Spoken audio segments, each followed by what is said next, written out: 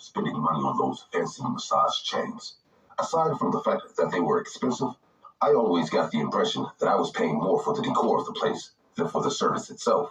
So when I was recommended to an older woman in the neighborhood who offered reasonably priced massages in her home, I thought it might be a good idea. It helped a local person avoid being overpriced, and frankly, the possibility of a more personalized treatment appealed to me.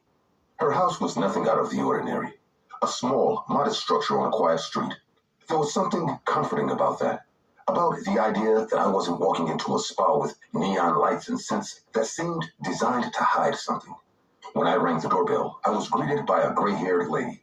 She looked in her mid-60s, and her attitude was that of a sympathetic mother. She invited me in with a friendly gesture and led me to a room at the back of the house which functioned as her small study. The space was cozy, with dim lighting and a massage bed in the center. The atmosphere was simple and unpretentious, exactly what I was looking for. She asked me to take off my shirt and lie face down. "I'm going to make you feel like new again." I lay back on the bed, feeling the softness of the mattress under my chest. She began to work with her hands. They were small but firm, and she knew what she was doing. I closed my eyes, letting my muscles relax, enjoying the relief. After a few minutes of massaging, just as I felt myself sinking into that state of deep relaxation, the woman excused herself.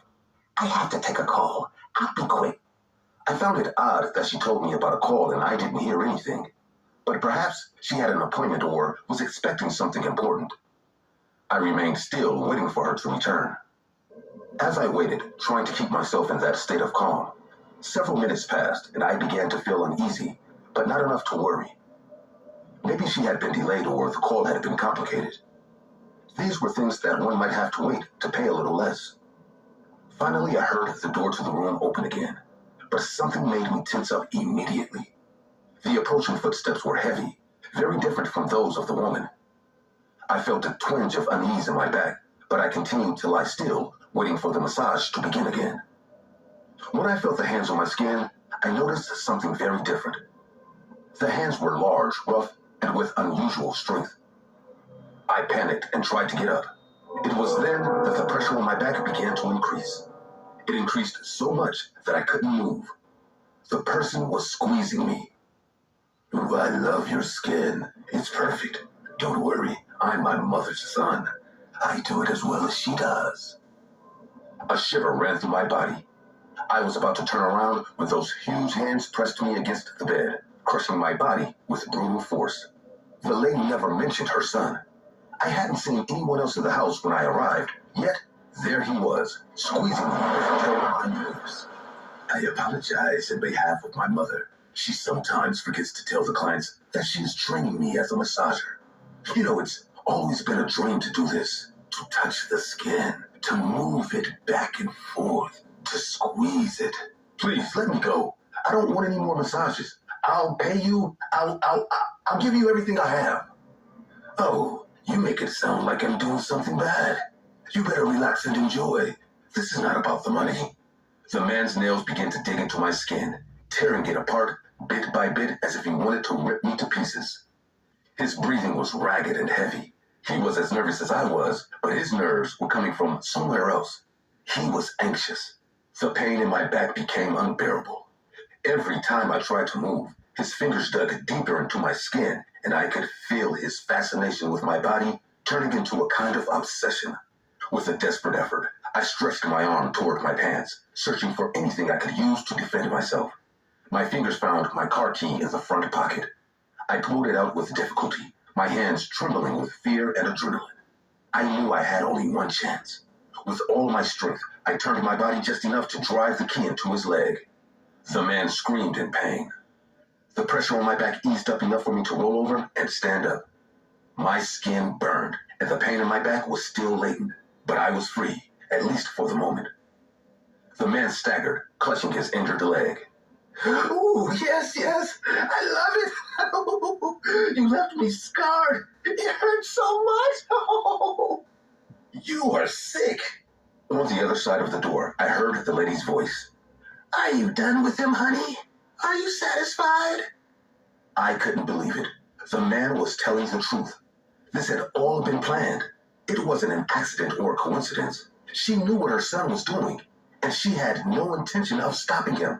Hurt me. Give me more. At that moment, the door swiftly opened. The lady walked in. Her face was tense, but not with surprise, but with anger. She looked at me and then saw her son, wounded and withering in pain and happiness. What did you do to my son? The situation became completely uncontrollable. Not only was I trapped, but now they were both after me. In pure panic, I grabbed the massage bed and threw it at the two of them. The woman fell to the floor, shocked, and her son backed up a step, still reeling from the pain. I didn't waste a second. I ran down the hallway, desperate to find a way out. I ran down the small hallway of the house, listening to the woman's screams and her son's heavy footsteps behind me. Panic clouded my thoughts, but I knew that if I stopped, I would be finished. I reached the living room, where the front door was only a few feet away. I turned the door handle hard, but it was locked. I looked around for a key, something, anything that might help me get out. Finally, I saw a window. Without thinking, I threw a chair against the glass, shattering it into 1,000 pieces. I crawled through the broken frame, feeling the glass cutting into my arms and legs, but I didn't care. I was out. I was alive. I don't know how long I ran. The streets were empty and the night was deep. I made it to my car, shaking and bleeding, but I didn't stop until I was far, far away from that house. I never passed near that street again. A few hours later, I filed a formal report at the police station. I was too afraid to do it, but I knew I had to do it before someone else was taken care of by that family of psychopaths. After my report, many people said that what I was saying was a lie, that they had never experienced anything like that. But other people couldn't talk. The police knew that several people were missing in that area, and when they linked that family to the disappeared, there was no turning back. The man was convicted of disappearing at least 4 people, and the mother was the accomplice. I may have had the worst afternoon of my life, but these people were never going to disappear people again. Hillcrest Lane is a quiet place.